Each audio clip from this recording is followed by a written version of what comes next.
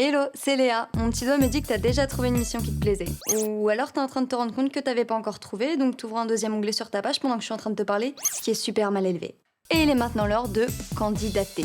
Alors, pas de panique, hein. Moi aussi ce mot il me fait peur, mais je suis là pour te guider à travers toutes les étapes du processus, jusqu'à ce que tu sois accepté. On y va ?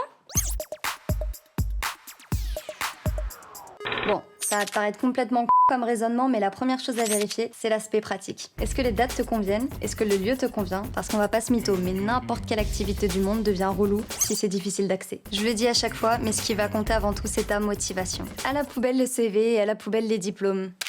Et le CV.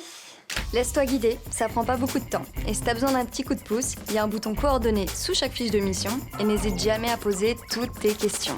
Dès que tu déposes ta candidature, tu reçois un petit mail de confirmation et la réponse définitive arrivera sous maximum 1 mois. Alors, il se peut que ça marche pas pour toi. Pas de panique, ça arrive et de nouvelles missions sont mises en ligne tous les jours. Et si t'as accepté, bravo. Surtout ne lâche pas ton téléphone car tu vas vite être contacté pour organiser une rencontre. Lors de l'entretien, tu vas parler de la mission, donc il est important de se renseigner sur le sujet. Mais la priorité, c'est parler de toi. Donc tu vas te présenter, raconter qui tu es, ce que tu aimes et donner des exemples de ce que tu as pu faire sur le plan professionnel ou perso. Et surtout, pourquoi tu as choisi cette mission en particulier. Et tu ne perds rien à prendre quelques notes avant. Ça se passe soit en présentiel, soit à distance. Et un grand sourire te rapportera déjà des points.